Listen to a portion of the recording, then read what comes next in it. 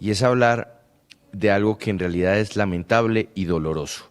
Seguir contando día tras día los casos de policías que son asesinados en medio de un espantoso plan pistola que particularmente se está viviendo en el departamento de Antioquia.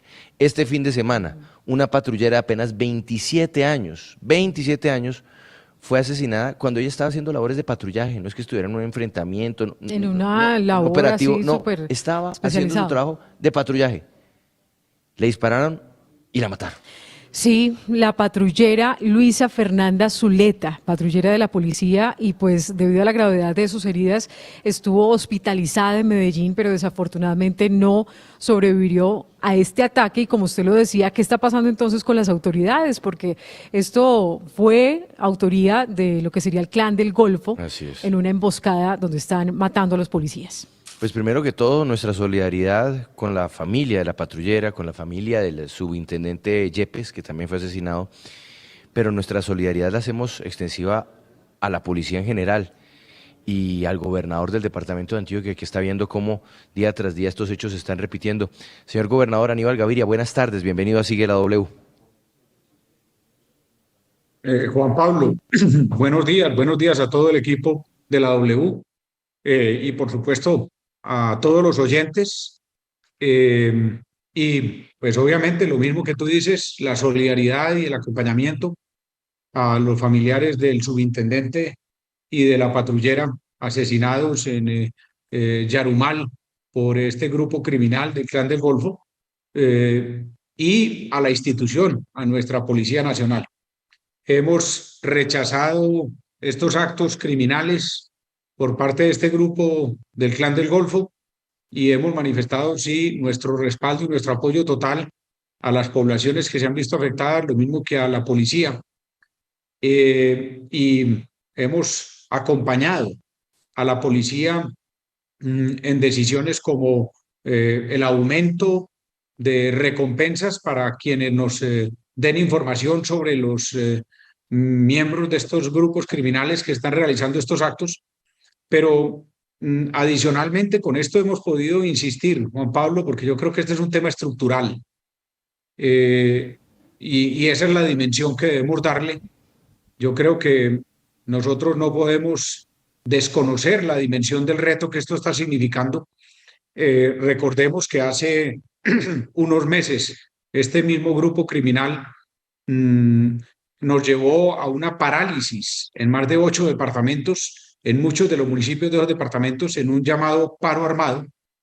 Y ahora, digamos, una fase de esta confrontación con el Estado es esta del ataque a los miembros de la fuerza pública.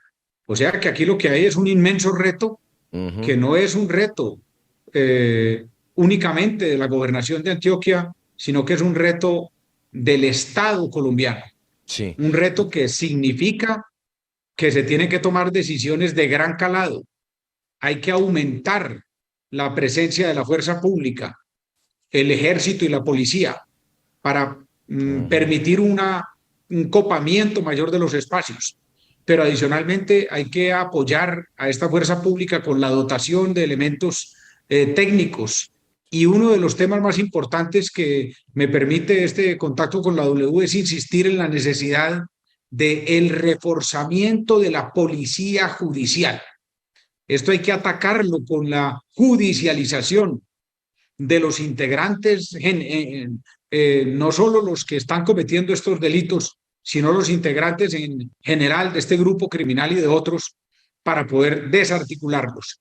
Y en lo que tiene que ver gobernador, específicamente con la gobernador, sección, con los sectores, Juan sí, Pablo, perdóname, con los que han tenido más afectación en Antioquia, sí. que son Occidente y Urabá, hemos insistido ante el gobierno nacional actual y lo insistiremos con el que viene, que se tiene que desplegar una brigada móvil, porque aquí hay un corredor estratégico que tiene que ver con el occidente, con Urabá, con el norte de Antioquia, que está siendo disputado por estos grupos criminales y que de alguna manera permite su presencia allí. Y adicionalmente el traslado del batallón Pedro Justo Berrío, que es el batallón Juan Pablo, para el occidente antioqueño, pero que tiene su centro en Medellín. Esto no tiene ningún sentido. Este batallón tiene que trasladarse a un sitio que hemos definido ya desde hace varios años en el municipio de Frontino para que efectivamente pueda copar ese territorio y dificultar el corredor que hoy estos grupos utilizan. Ahora, gobernador, hablemos de inteligencia. ¿Qué indica la inteligencia de la policía, de las autoridades en términos generales en el departamento sobre estos hechos? ¿Hasta dónde quienes están siendo responsables de este plan pistola en contra de los integrantes de la fuerza pública, pues podrían ser neutralizados antes de que ejecuten estas acciones condenables y execrables? Sí, yo creo, Juan Pablo, que hay dos cosas. Primero, he insistido con los generales y los coroneles, el general Franco de la sexta región de policía y los comandantes de Policía Metropolitana y departamentos de policía en Antioquia, en la necesidad de que los patrullajes que están haciendo los miembros de la fuerza pública sean conjuntos. No, varios de los hechos, desafortunadamente, que hemos tenido han sido ataques a una patrulla de una sola moto, con dos miembros de la policía o dos miembros del ejército. Lo que tenemos es que hacer en este momento y hacia el futuro patrullajes conjuntos que sean por lo menos de dos motos con cuatro patrulleros o hasta de tres motos con seis patrulleros, y eso hace mucho más difícil el ataque alevoso que han sufrido varias de esas patrullas en los municipios. Ahora, el tema que indicas de inteligencia, yo creo que es tanto preventivo como posteriormente para la captura de estos miembros de estas agrupaciones criminales. Después del paro armado, pudimos hacer unas importantes redadas en muchos de los municipios y se produjeron más de 40 capturas de miembros de esta organización criminal. Entonces, yo creo que sin ningún lugar a dudas, reitero, uno de los temas trascendentales es el fortalecimiento con más miembros de la policía judicial y con equipamientos y apoyos a ellos para que se pueda realizar tanto la labor preventiva como la labor de investigación que dé con los culpables. Gobernador, usted habla de un reforzamiento de la fuerza pública que se debe redoblar y con la llegada del nuevo gobierno pues hay que esperar si definitivamente es una de las políticas por las cuales se va a trabajar en la lucha contra las organizaciones criminales. Sin embargo, también está de presente que ellos, las organizaciones criminales, están buscando un sometimiento a la justicia. ¿No habría que buscar de pronto algún canal para que este tipo de organizaciones busquen una salida diferente a no estar combatiéndolos con integrantes de la fuerza pública, sino buscar un diálogo quizás? Totalmente de acuerdo. Yo lo he expresado públicamente y lo reitero hoy nuevamente. A mí me parece que la estrategia tiene que ser en las dos vías. Por un lado, una política y una estrategia de sometimiento muy agresiva, que de verdad le permitan a muchos miembros de estas agrupaciones criminales, sobre todo jóvenes, y sobre todo quienes no hayan incurrido en delitos de este tipo, a que aprovechen para salirse de ese camino oscuro. Yo creo que eso, en una política muy agresiva, en una política estratégica del gobierno entrante, podría dar con el resultado de la desarticulación o el debilitamiento de muchas de estas estructuras. Pero en forma paralela, sin ningún lugar a dudas, en forma paralela, un fortalecimiento de la capacidad represiva, de la capacidad preventiva, de la capacidad investigativa del Estado. Entonces, yo no creo que las dos vías sean excluyentes, por el contrario, creo que son tremendamente complementarias y que deben realizarse en forma simultánea, para que precisamente con una acción muy fuerte del Estado, los miembros de esas agrupaciones vean que el camino que les queda no es sino el del sometimiento. Gobernador Aníbal, muchas gracias por estos minutos en Sigue la W. Una buena tarde para usted y nuevamente nuestra solidaridad con el departamento de Antioquia. Juan Pablo, un abrazo a usted y siempre a la orden, y un abrazo a todos y cada uno de los miembros de la mesa y a los miles, cientos de miles de oyentes de la W.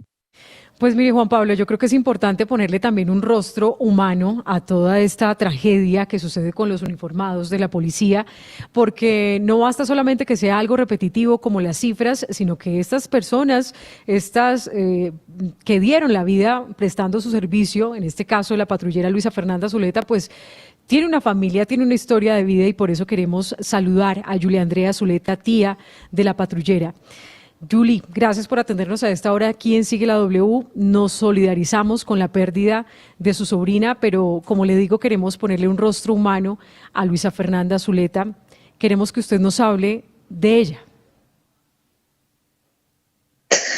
Buenas tardes a todos. Luisa Fernanda Zuleta era una niña muy alegre, muy amorosa, muy pendiente de la familia. Cuidaba mucho de su abuela, de sus primos. Era como mi hija. Desde sus 3 o 4 añitos siempre decía que quería ser policía y cumplió estos sueños. Y murió haciendo lo que más le gustaba porque era una guerrera.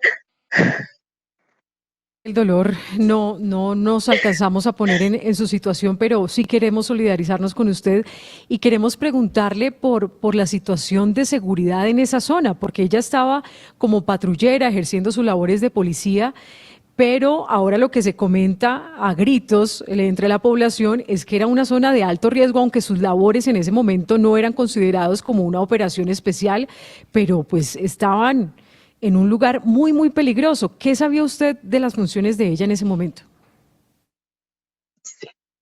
Ella siempre me decía que siempre le tocaba patrullar en un lugar que era como la zona alta del pueblo y que era un lugar donde era muy peligroso porque estaban todos los bandidos y siempre la mandaban eran a ella por el carácter de ella, pero siempre solamente una moto y ya, nunca más policías, que porque nunca habían policías o porque no había disponibilidades. Entonces siempre le tocaba a ella y en esa se murió. Doña Julie, ¿en alguna oportunidad Luisa Fernanda les manifestó algún tipo de temor por estos sitios donde usted nos dice que siempre la mandaban, esa parte alta donde estaban estas organizaciones criminales? ¿Le manifestó algún temor o quizás alguna amenaza que haya recibido estando en sus labores de patrullaje en estos sectores? Pues ella siempre decía que sí, que siempre decían que los iban a matar, que siempre les llegaban como información que los iban a matar. Incluso ella en algún momento me dijo que ya sentía que ella iba a morir en ese pueblo.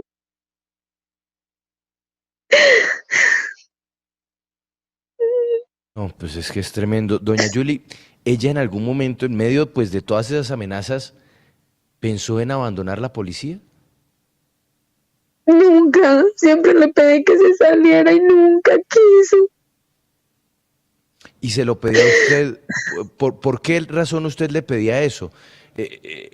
Porque yo sabía que en algún momento iban a atentar contra ella. Yo le decía que estudiara derecho, que hiciera otra cosa, pero ella siempre amó la policía. Ella amaba lo que hacía. ¿Ella por qué entró a la policía? Luisa Fernanda Zuleta desde los 3 años quedó huérfana porque la mamá de ella como en 1999 o 2000 también desapareció y ella como que siempre quiso, no sé, por medio de la policía como que ayudar o combatir las personas malas, a los bandidos. O sea, ella veía eso como una forma tal vez de recuperar a la mamá que había perdido. Como de alguna manera ayudar para que nadie más perdiera a sus familias. Se convirtió en la mamá de ella. Sí. Y cuando ella le dijo a usted, siendo pues muy joven, me quiero ir a la policía, ¿usted intentó convencerla para que no lo hiciera? Yo le propuse muchas cosas, que estudiara otras cosas, pero ella siempre quiso ser policía y yo la apoyé. Mire, señora Julie, entendemos que para muchas personas pues puede ser muy impactante escuchar este relato, pero créanme que también es necesario que no perdamos esa sensibilidad de simplemente que sea una noticia más. Pero además usted dice algo que me parece revelador, y es que usted nos cuenta que su sobrina le dijo a usted que ella pensaba que la iban a matar en ese pueblo.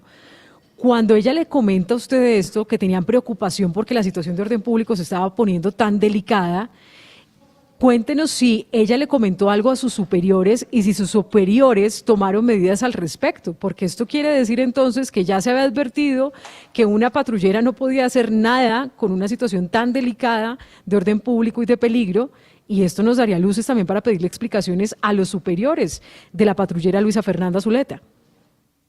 No, pero ella nunca pidió traslado ni nada, ella solamente presentía por la misma guerra que se ve en este pueblo, pero ella nunca pidió pues traslado ni de esas cosas, solamente que me decía que ella lo presentía era porque mataban demasiado y era un pueblo con mucha gente mala, pero ella nunca se refirió a sus superiores a decir que quería que la trasladaran, no, solamente hacía su labor. Claro, pero para usted entonces el tema de seguridad ahí estaba insuficiente, porque si una patrullera estaba encargada del patrullaje en esa zona, pero en ese temor tan grande y generalizado que era un secreto a voces, ¿para usted los dejaron solos o no? Para mí es que creo que la policía están solos en muchas cosas, porque realmente yo creo que necesitan como más policías, o no sé, porque como todo el país está en tanta guerra, creo que es como insuficiente el personal. Doña Yuli, pues nosotros queríamos hablar con usted para expresarle nuestra solidaridad y sobre todo porque historias como la de su sobrina, como la de tantos policías que están muriendo víctimas de balas de grupos al margen de la ley, pues son en realidad las historias de familias rotas, de sueños que quedan en suspenso. Son historias que nos deberían doler a todos los colombianos. Y de la misma manera en que a veces alzamos la voz porque asesinan a un líder social, porque asesinan a una persona que está ejerciendo un liderazgo en una comunidad, también debemos hacerlo con los integrantes de la fuerza pública, porque son seres de carne y hueso, como usted y como yo, y porque llevan vidas y sueños que se ven interrumpidos, en este caso por delincuentes dedicados al narcotráfico, dedicados a amedrentar a la población.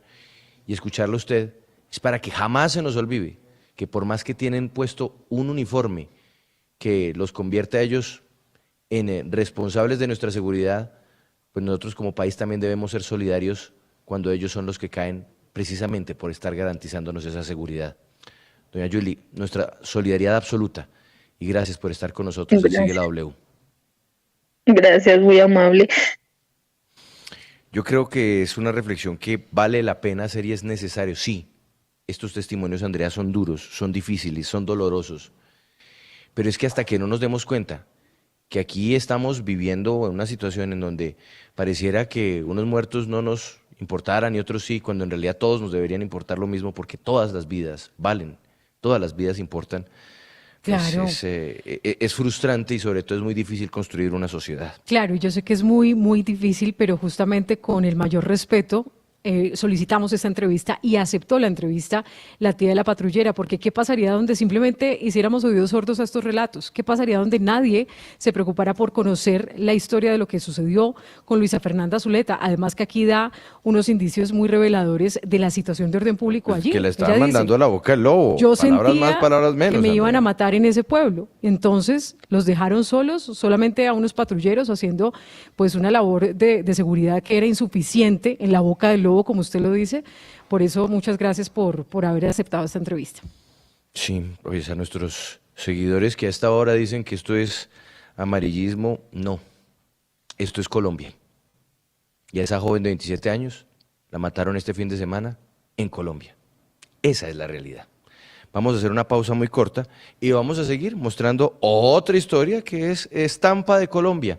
Nos vamos a ir al departamento de Córdoba, en donde tenemos el relato de un caso, de un asesinato que ocurrió hace 3 años y que sigue clamando justicia, una líder social.